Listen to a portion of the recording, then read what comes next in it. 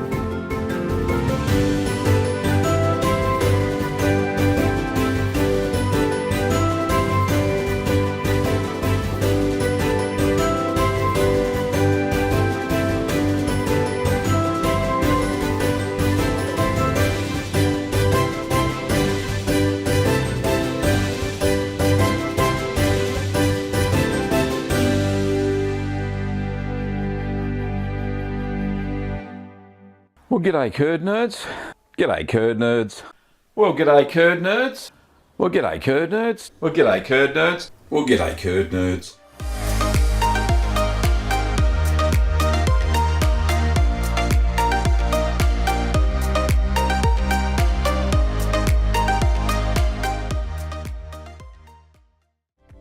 Well, g'day, curd nerds. Welcome back. I'm Gavin Weber.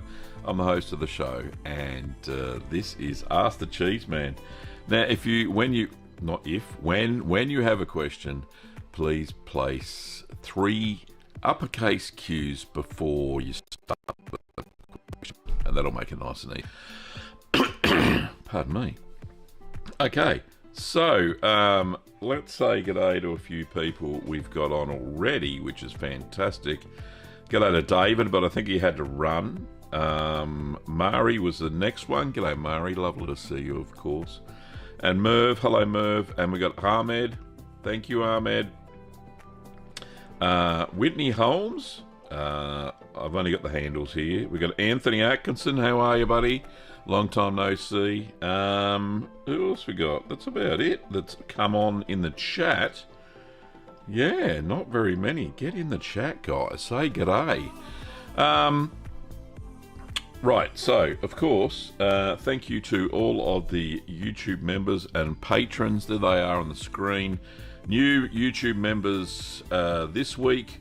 We've got Cash Garmin, Raphael, Meg, Big Boy Bob. Bob likes food. Lots of Bobs there. Couch Coach, PTM Juju, Hydration Cult Leader, Diesel Gravy, Hartish and Richmond, all members since the last stream. So thank you so much for your membership. And on Patreon, which we also have, we've got lots of people that support the show via Patreon as well. And new patron Sim, thank you very much for your patronage. Without all of your financial support, the show wouldn't go on. So thank you so much. Now we're also streaming. We're streaming on YouTube, of course, normally, but we're also on YouTube Shorts. Apparently this is a thing now, as far as a vertical stream. So if you found me via vertical, congratulations. First time I've done it. First time YouTube have let me do it. Do the vertical stream thing. But we'll see how that goes. Anyway, I don't know if all the graphics and stuff come up, but yeah, we'll see how we go. Alrighty. Next thing I want to say, there is a new video this week. I wrote a script. Wasn't very good at writing it. Yeah, it was a great. Well, I thought it was a great video anyway. It was called 5 Cheeses You Can Make Before Christmas, because around this time of year, that's the question I get. What cheese can I make before Christmas for my family and all that sort of stuff? So that's what I put together, and yeah, absolutely fantastic. Enjoyed it.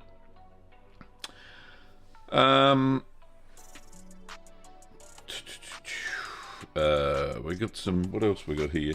Oh, and the video that I'm recording this week is your home cheese making setups. So I've got so many. I don't know how long the video is going to go for, but I will just keep plowing on through it. I've got so many of your home cheese setups, so it should be a great little video, so I'm looking forward to that. A few more people in there. We've got Adam. Hello, Adam. Lovely to see you, mate. We've got Sprout. I don't know who Sprout is, but g'day, Sprout. I think this is in reply to the streams that I've been doing, the live streams. I think Merv says, I think I've seen it as a reply. Hope you're not on it at midnight, or Kim will play. No, I don't stream after 9:30. It's time for bed after that. Come on, I'm an old bloke. What else? Is this a question? I made some camembert for my stepdad for Christmas. It should be done just on time. Your recipe, of course. Thank you, Anthony. Appreciate it, mate. And I hope it turns out all right. Yeah, it should. Well, it should be fine. The cheese. I've made it many times. Okay, Whitney Holmes says, I've been wanting to make a recipe that uses lipase. What is something I could do that doesn't require a cheese press? See, lipase is a particular beast. It's from the saliva gland of the animal. Just trying to think, what other cheese? Look, you could put lipase develops over time. It breaks. Lipase causes a thing called lipolysis, which is the breakdown of the fats, right? And it provides these unique flavors like the piquant or spicy flavor in Italian cheeses, the longer aged ones. You could, it doesn't require a press, so that's the problem. Lipase takes time to activate. I have been known to put it into quick mozzarella, and that works quite well. So the quick mozzarella, though, because it is quick and dirty, it doesn't really hold its structure very well. And when you keep it past about 2 days in the kitchen fridge, it tends to flatten. It doesn't hold its shape, but the flavour does get enhanced when you add a little bit of lipase. Just go back and have a look at my original, I think there's a quick mozzarella recipe. Let me just have a quick look. See if I can find it on the second monitor. There we go. There's the second monitor, and we will find quick mozzarella. Where's this one here? You probably can't hear him.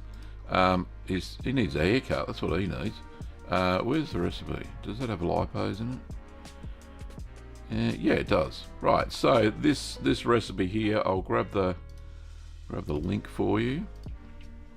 So it uses 4 litres of milk, 1.5 level teaspoons of citric acid, diluted, 1/8 of a teaspoon of lipase, some rennet, and some salt, of course.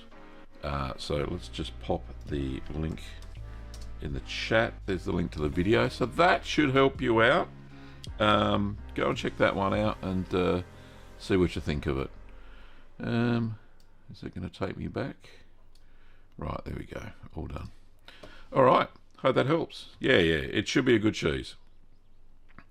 Adam says, I have added lipase to Bel Paese. I think that's what you're trying to say there.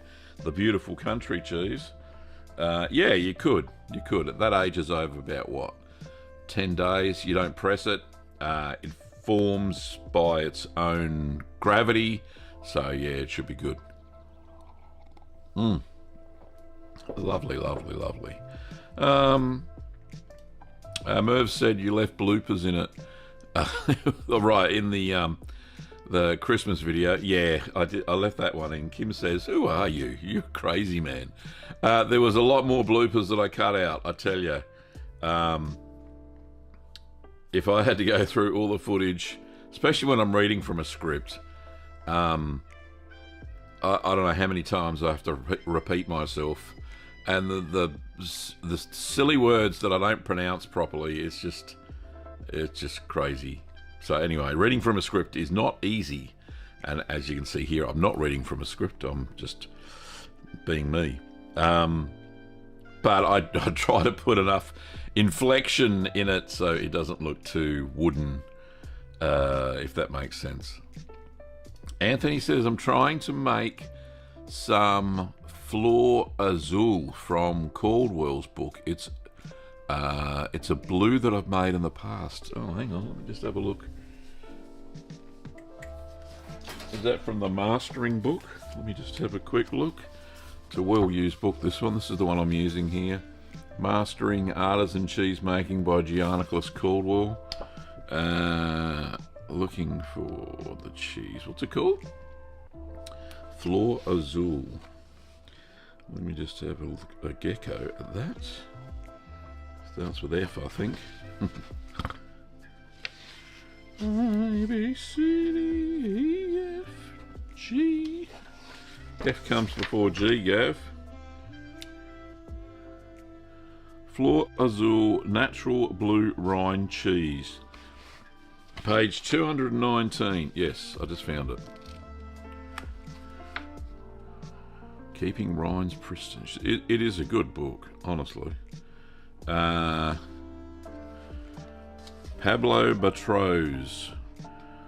Fleur Azul Natural Rind.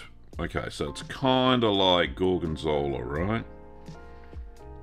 Yeah, there's lots of variations on it. Named after the beautiful flower. Okay. Oh, so it's an Argentinian sort of cheese. Anyway, yeah, so it's kind of like Gorgonzola, I think. Anyway, that sounds very interesting, mate. Might even give it a go. It's another version. This is another version of Gorgonzola Dolce. Okay, well, I've already done a recipe with Gorgonzola Dolce. I think it was pretty good. I enjoyed it anyway. But yeah, you could use that recipe too, Anthony. So you pieced it. Oh, you made it already. Pieced it a couple of days ago. Well, there you go. Fantastic. Hope it turns out well.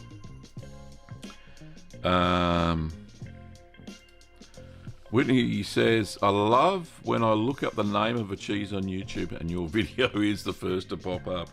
I love that too. It is, I've made a lot of cheeses. What's about 160 different cheeses now.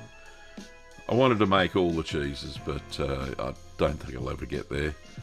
Time's running out, you know. I'm getting older. I've probably still got a good 20 years in me, so look, I'm still making cheeses. So next year I've got a break coming up, obviously a Christmas break, so I'm hoping to make a lot more cheeses. I'm going to have to get myself a supply of Brevibacteria linens. I can't seem to get it from two of the wholesalers that I buy it from for supply in our cheese store. So I'm going to have to go and find some more. It's difficult to get hold of, and it has a really short shelf life as well. So I want to make a lot of cheeses that are washed rind, because even though they stink to high heaven, you got a good one when you got a stinker, but the flavours are just mind-blowing. Anyway, there you go. We've got a question from Merv. Says, can you explain what clabber is and what dry culture we can use in place? I've been watching your fellow cheesemaker Milk Slinger. She must have a great cheese cave if she's watching a tour video. I haven't watched Jennifer's videos for a little while.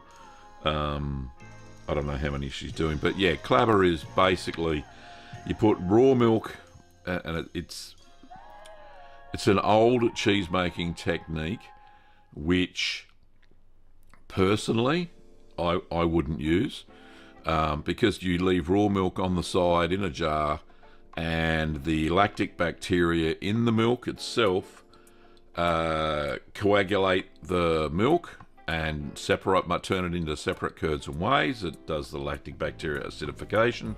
It's full of bacteria. Now, the problem is you don't know. You can try and alleviate it by sanitizing the jar and everything that comes in contact with you. And yeah, absolutely, it has the potential for having bad pathogens in it. However, having said that, a lot of people do use clabber as the starter culture for starting your cheese. And the easiest way is just, instead of doing that, Merv, is just to use direct vat inoculated starter cultures like you've been using. That's the replacement for it. Any of them. So a clabber usually has whatever lactic bacteria is present in the environment from where it was milked and all that sort of stuff. So by using specific lactic bacteria that you have selected from your freeze-dried packets, then you're actually being better than Clabber because you're using that specific bacteria that the cheese type you're making is known to use, if that makes sense. So that's the answer to the question. Clabber is just milk left on the side. And yeah, anyway. Fiona, welcome. It's great to see you. It's good to have you here. We got 16 people watching this morning, which is fantastic. Usually there's a few more. I don't know what's going on. There's a holiday somewhere. But yeah, it's normally a little bit more active than this. But yeah, it's all good fun. Okay. We had a request early on.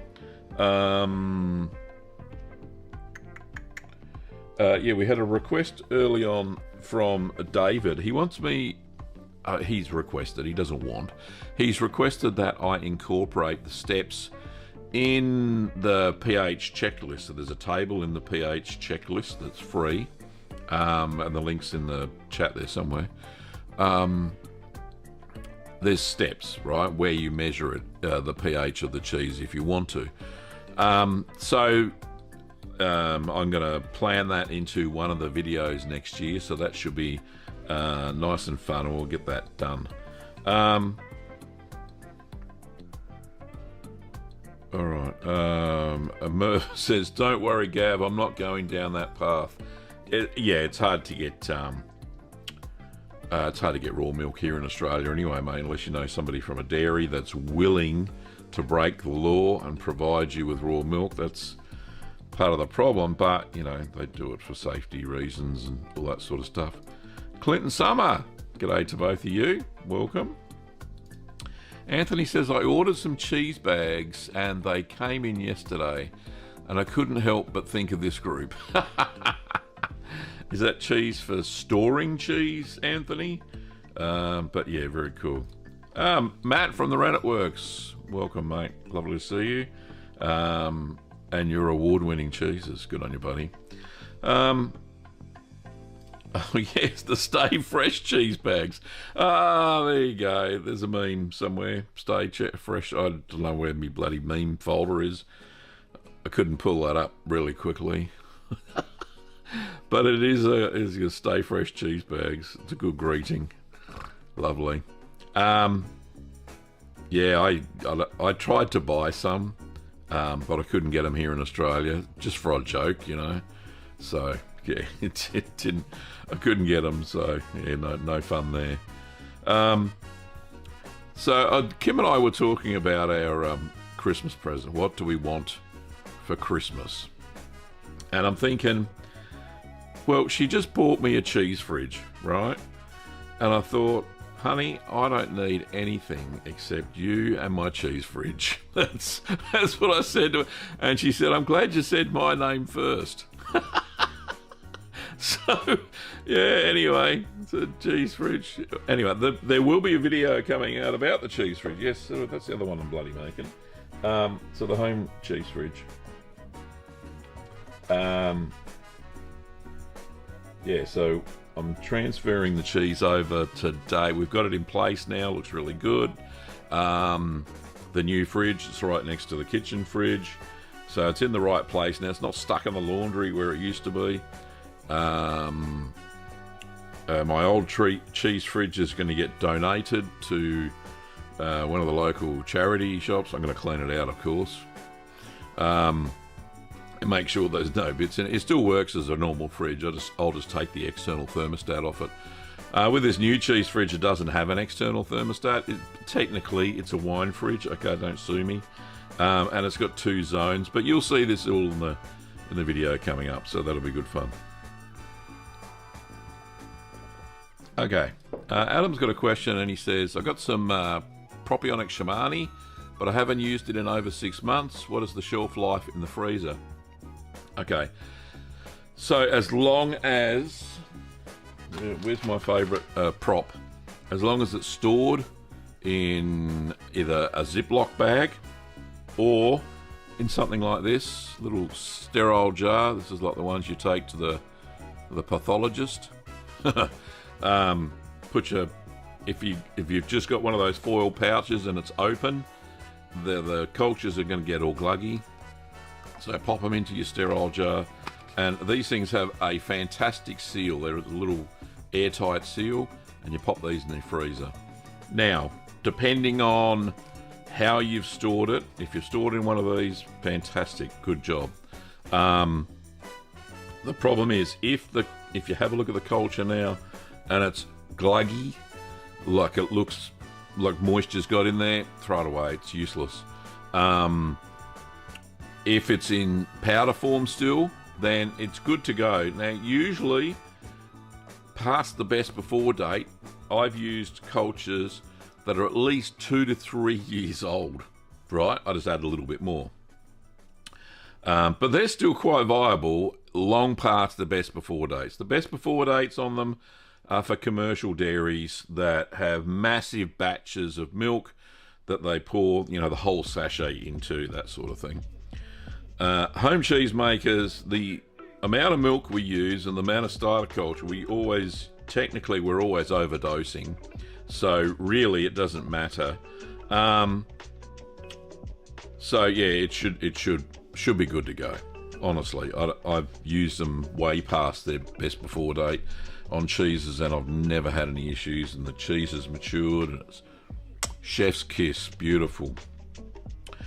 Okay, I think Anthony's talking about the cheese fridge. Says, hope the recipient doesn't get bee linens growing on everything. Possibly they would. I've cleaned part of it. I've got to clean the rest of it out. I'm just going to pull all the drawers and shelves out and stuff.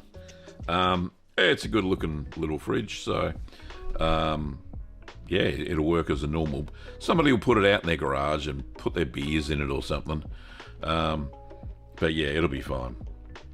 Anthony says you can also get those little silica gel packets, the desiccant packets, to put in the container that helps keep the moisture out. I don't know, would you put one in there?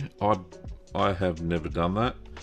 I've always kept the lid nice and tight, sealed, and I've never had any problems. Yeah, you probably could if you wanted to. Depends if you've got the whole foil pouch in a, say, a Ziploc bag, plastic bag, and you could slip one of those silica gel packets in the plastic bag, not in the foil pouch. That would probably work, and that would get rid of any moisture too. So that is a good suggestion, Anthony. Now I think of it, the way you're thinking. So that's very cool. All right, so we've got 8 minutes until the gallery. So hit me with a question, and I shall attempt to answer it, of course. You can see I'm sporting a very old t-shirt, actually, the Cheese and Desist. When did this happen? Happened about 2000, what's that, over 5 years ago now. Yeah, bloody hilarious when the Grana Padano Consortium decided to send me a cease and desist. Made a whole joke out of it, basically. And a couple of videos, lots of views. Even legal channels covered it. I couldn't believe it on YouTube.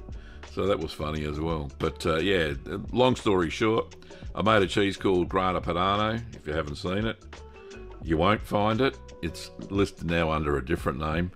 I think it's called Cheese and Desist cheese. But yeah, Grana Padano, they got all upset that I used their cheese's name. In fact, they actually accused me of making counterfeit copies of their cheese.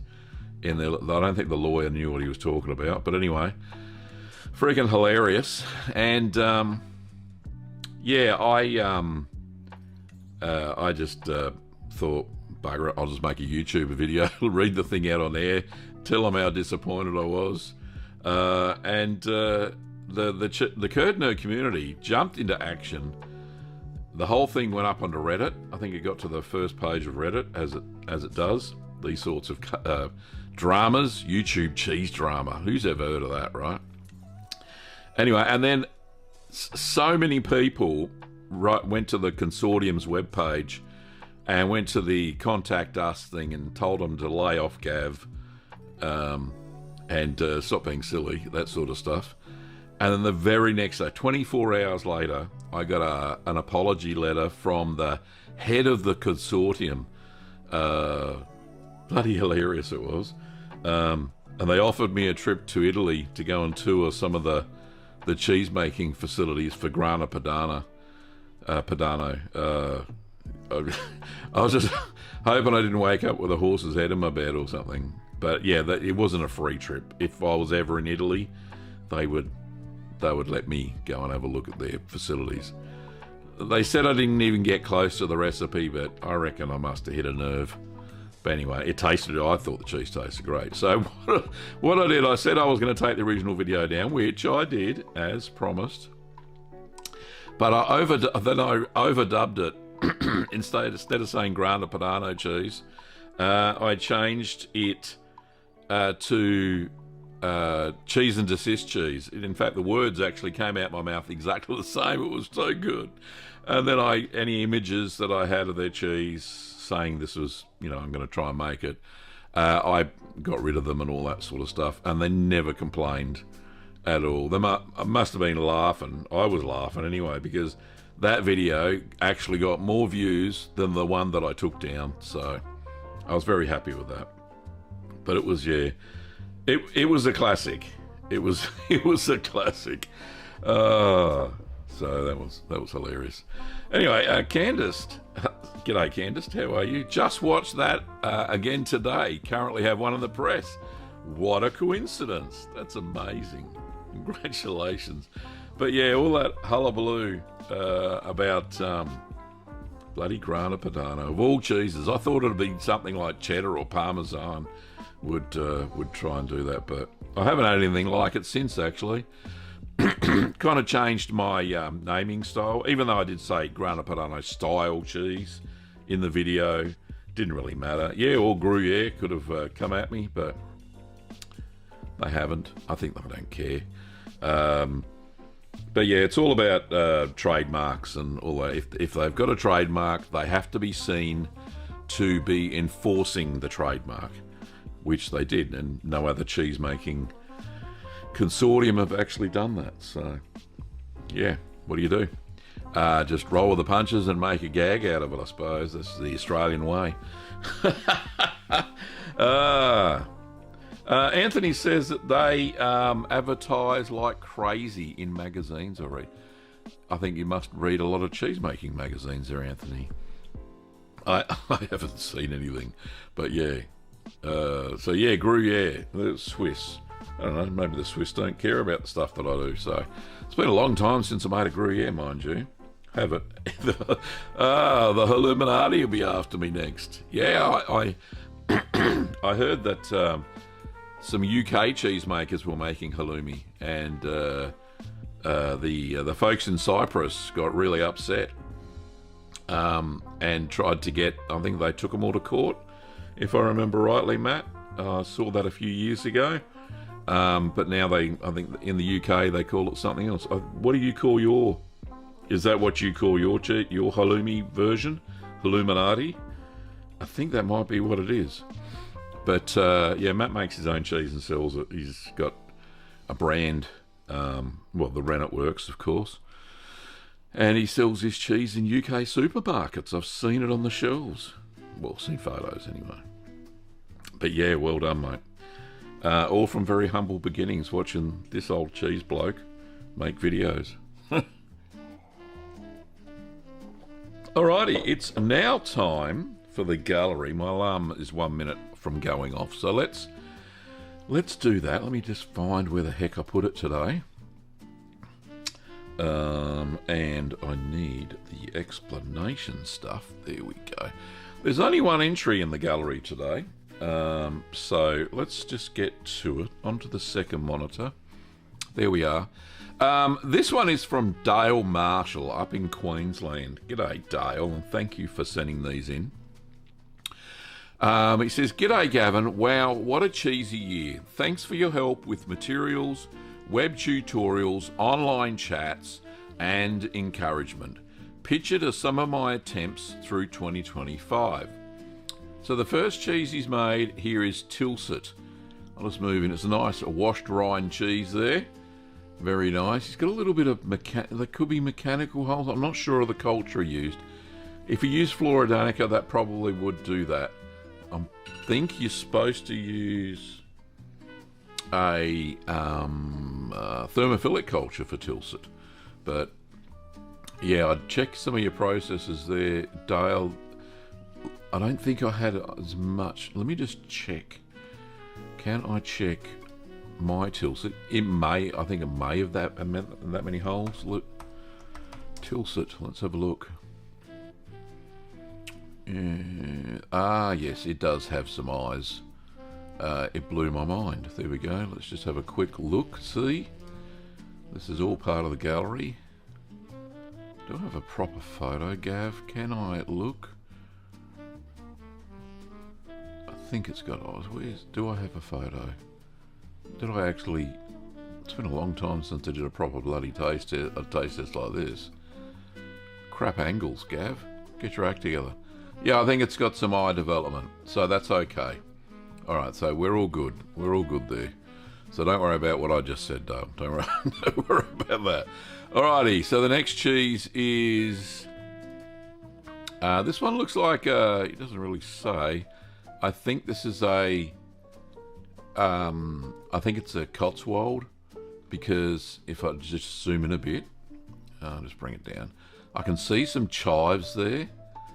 So I'm thinking this is a Cotswold. He doesn't really say. I put the label there for Cotswold. So yeah, but a good looking cheese regardless. The next one he says I'm working on goat's cheddar. So I think he's got some. Well, that says Wensleydale on the top. I think this one down below is goat's cheddar. This one down below could be feta. I'm guessing because I can't see what he's written there, but the top one is definitely Wensleydale, it says there. Looks like he's taken a chunk out of it, actually. Can we get closer? Yeah, there's a chunk missing. He's eaten it. And why wouldn't you? Wensleydale is a lovely cheese. It's really nice. But yeah, I think that one there is a goat's cheddar that he's talking about. All right, the next one. Oh, that looks spectacular. Bloody marvellous. So this is the apricot white Stilton. It wasn't really to my taste, but boy, did the St. Marcelin, which he hasn't showed, there's only four pictures, really hit the spot. I nearly cried. Last week we made charus, which I'm looking forward to. It was my goal to do one cheese a week, 52 in all, but life happens and gets in the way. So far, I'm up to 37 cheeses this year. I think I gave it a good crack. Let me just read out the list from Dale here. So, here we go. In no specific order. Monterey Jack, Caerphilly, Red Leicester, Cotswold, Gouda, Edam, Budakaiser, Double Gloucester, Feta, Manchego, Ricotta, Havarti, Queso Fresco, Montasio, Belpaese, Borson, Tom, Divino, Swiss, Stilton, Fenugreek Gouda, Danbo, St. Marcelin, Munster, Rosemary Asiago, the Goat Cheddar, Tilson, Marsden, Ravioli. I didn't know that was not a cheese. I don't know what that cheese is. Colic, hey, that's one I made. Charus, Emmental, Sweet Rockland, I think that's Jennifer's recipe, and Cheshire, and some double Gloucesters, I think he said there. I'm not really into spicy, hot, or too stinky, but might get in a couple before Christmas. I bought an old wine fridge online, which has been great. Merry Christmas. Looking forward to more cheese making in 2026. Have a safe and happy new year. Regards, Craig and Dale Marshall from Brizzy, which is Brisbane, here in Australia. Thank you so much, Dale and Craig. That is an amazing list of cheeses. Absolutely fantastic that you've got through so many in 1 year. I am impressed. All right, so that was the gallery. There's no more.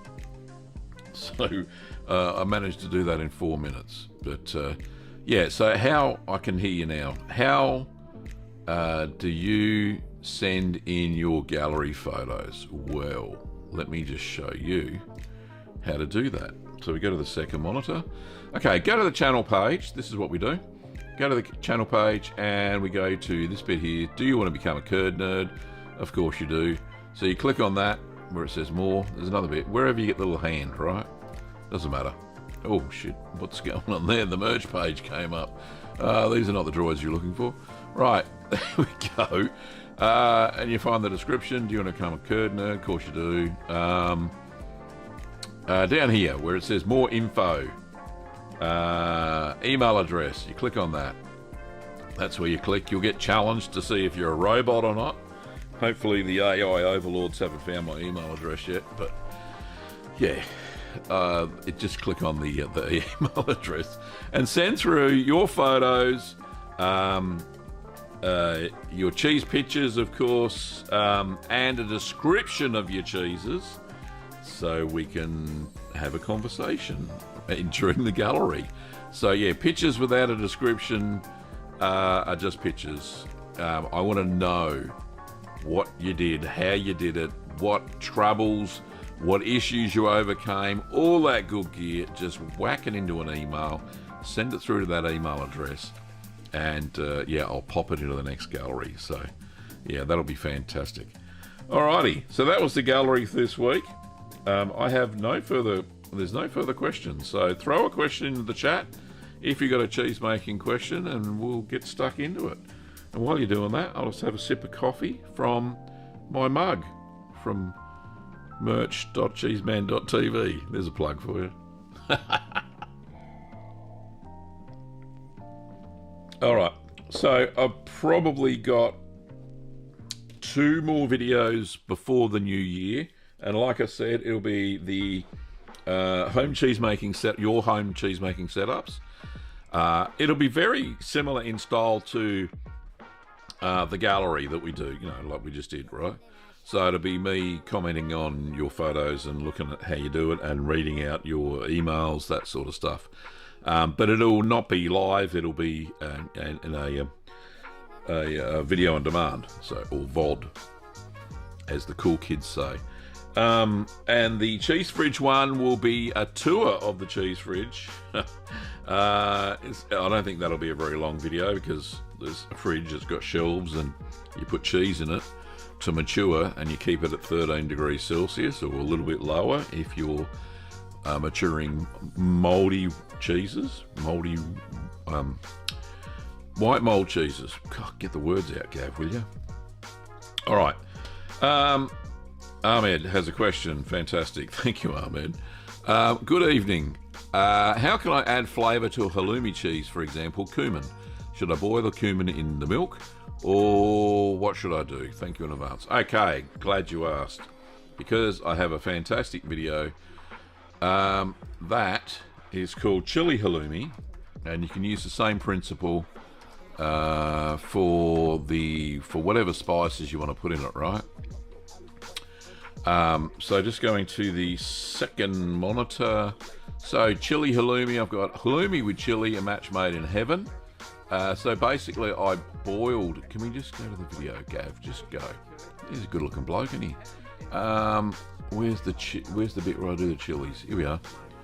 So basically, oops. So we're heating the milk, do that. And then while you're waiting for the milk to heat up, we use the mankiest pot you've got. Add the chili flakes, and then add a cup of water. So you could use this for any herbs or spices, right? And then we add the cup of water. There we go. Non-chlorinated, of course. And then we just boil that for 5 minutes, and then just bring it to the boil and then simmer. And then we strain it off. If he was quicker, there we go. There's his little strainer. So we strain that. Retain the chili in the little strainer and the water. And normally what I do is throw the water into the milk, so the chili water. There's not very much. I think that's what I'm doing in this next step here. There we go. Now keep the chilies aside. Get the chili water, so add a bit more flavour. You're going to get a bit of spice there, especially if you're going to add cumin to, say, the halloumi. So you add that to the milk. There we go, lovely. And then you continue on with the process. Leave the chilies out. So what do we do with the chilies? Gav, there's a step. I'm trying to find where the heck everything is. Okay, so after you pour the curds into... So you drain your curds. Here we go, this is how we do it. So we're going to add the chili to the curds after we drained them. So there we go, plonk. And then with clean hands, as we have, we give it a good stir, mix it well, and all your chilies are incorporated. And then you continue on with the normal, you let that drain a little bit, and then you drain the whole lot, the curds and the chilies. Just cover that, let it drain. And then we put it into our bag for pressing. And then we do the normal halloumi step. We cut it into our slabs. And then we heat the whey up, and then we cook the halloumi. And when it floats, then the halloumi's ready, and then you salt it. Anyway, so that's the steps. So I hope that worked. Hope that helps, Ahmed, for how you do it. So you can use any spices, right? As long as you sanitize them first. Boiling always works. It's good with halloumi because then you can just add the water into the milk before you add the rennet. And you'll get the milk gets a little bit spicier. So yeah, it should be nice and good to go. So I hope that answers your question, buddy. All right, Fiona has a question. Says, I think I have Brevi running wild in my fridge. What should I clean it with? Okay, so two methods really. What I would do initially, if you really want to kill it good, is make up some Star San. So that I use it now for sanitizing all the plastic equipment that I have. And yeah, just get a sponge with Star San, pull everything out of the fridge, and just wipe it down with just a dish sponge, a brand new one, of course, that's soaked in Star San, and do that. So, and then all the surfaces and all that. It's the only way, and you're going to get all the racks as well. Every place where the stuff could be lurking, and then after, and don't spray anything else on it. Don't mix Star San with vinegar, white vinegar, or anything like that. It creates chlorine gas, so don't do that. It's not good. So yeah, so just Star San, and then just spray it on the bloody walls. It kills everything on contact. It's got to stay there a little while. And then just wipe it all off, so you'll be good to go. So that should get rid of everything that's lurking in your fridge. Now, I use ripening boxes, as you know, Fiona, for all of my cheeses. Now, I found that by using Star San in the ripening box, so I actually fill because I make a big jug. You see that at the start of most of the videos lately. So I make a big jug of Star San. It's about 3 litres of Star San mixture. You only put it's like 4.5 mils or something per 3 litres. It's just amazing. And I just pour that into the ripening box, to the plastic box, because plastic can get scratches on it and bacteria can lurk in the scratches and stuff like that. And put the lid on, give it a good shake, and hopefully it won't go everywhere. It's a decent seal. And that gets into all the cracks and crevices in the plastic. Since I've been doing that method, using the Star San to sanitize all the plastic boxes, up until then I was using white vinegar, I have not had any cross-contamination whatsoever in any of the ripening boxes. So if you're just using ripening boxes in the fridge, and you're not, doing a natural rind or anything like that outside of a ripening box, then ripening boxes are the way to go, and especially for the home cheese maker. And make sure, Star San, and you're good to go. So that's what I do, Fiona, now, and it absolutely kills everything that you don't want growing in your fridge. So, Valerie, lovely to see you on here. So Valerie says, I've added the flavoured water to all my flavoured cheeses. Indeed, and that's absolutely what you should do. Just make sure you check the acidity of the milk and that sort of stuff. Goodness me, Paul turns up 1 second, throws in 5 gifts. That's amazing. Thank you so much, buddy. Paul has sent 5 Gavin Weber gifts, memberships. Thank you, mate. So everybody who's just been gifted there, and we had some lurkers there. Metro Racer has come over from the Curd Nerd Gaming channel. G'day, mate. Lovely to see you. Can I show these? Yeah, I can. Metro Racer picked up a membership. Roger Cook picked up a membership. We got Santi picked up one as well. Who's that? Sage and Stone Homestead. And Adam. Adam, yeah, I think that's Adam. Adam picked up one as well. Fantastic. And Merv says, will we see the cheese fridge tour before Christmas? Yes, because I'm, well, fingers crossed I'm filming it today, so that should be good. Yes, and Paul, that is a lovely gesture. You're a gentleman, as always. Thank you so much for doing that. So, Merv, in answer to your question, yes, I'm hoping so. It's one of the 2 videos that I'm hoping to get out before the end of the new year. So, whether it'll be before Christmas or just after it, I go on our 2-week break. We only get 2 weeks off a year. That's the story of being a online retailer, I suppose, as well. You only get a break at Christmas time. But we're taking 2.5 weeks, I think, this year. So, yeah, if you want to get some cheese supplies before Christmas, then, yeah, pop over to Little Green Workshops. Anyway, moving right along. And Cool Cat is here. Hello, Cool Cat. Lovely to see you, buddy. Yeah, it is a lovely gesture from Paul. Absolutely. All right, and now, to add to that lovely gesture, let's see how many other lurkers we've got.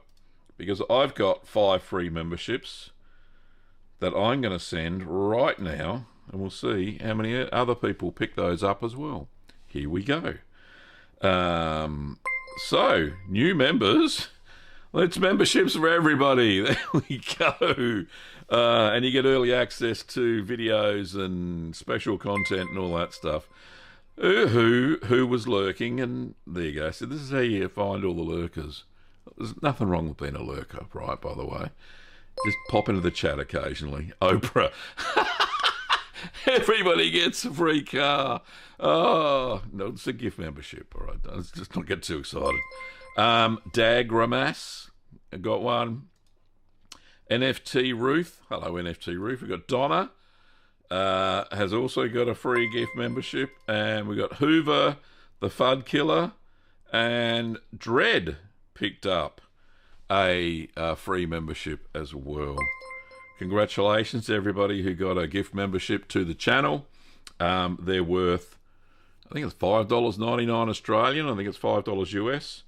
Yeah, absolutely. You get early access and you get notified when I release a video at least 12 hours before the normal drop. Like yesterday, I managed to get the video up by lunchtime for members, and members all got notified and managed to watch the video. Yeah, absolutely. You get free access and you get access to Gav's behind the scenes stuff in the community tab. Yeah, absolutely. All right, Merv's got a hint here, and he says, I use North Fork sanitizer, can click and collect from Officeworks in Australia. Yeah, so same sort of thing, I think. But you mix it with water, and you're good to go. So, Cool Cat says, I still haven't been able to find the button that allows me to accept gifts, even on my PC YouTube account. I'll get one myself soon anyway. Cheers, Cool Cat. I don't know how you set it up. I know that somewhere you can accept gift member. There's somewhere in your account on YouTube. I think there's a tick box that you tick that says accept gift memberships or something, and it automatically does it. I'm pretty sure that's how it runs. I've never been on a stream where somebody throws gift memberships around as much as Paul and I do. So, yeah, yeah, I suppose I could go and search for you, but I'm sure you're very capable on how to do that. Anyway, Ahmed has another question. It says, after cooking and drying the halloumi, can I put it in the melted fat in order to get a grilled cheese flavour? Of course you can. That's the best way to do halloumi. Have I got my halloumi video still up there? Oh, I did. Where the heck is it? Gav. Second monitor.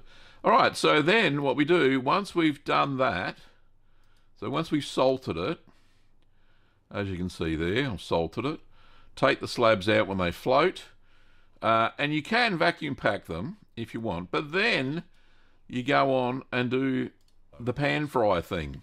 Look at that. That's what you do. You can do it the same day. I did it the same day when I made the cheese, right? So you need the link to this. Have I put the link in for anybody? Here we go. Go watch this whole video. You'll be giggling all the way to the bank there, Ahmed. That's how you do it.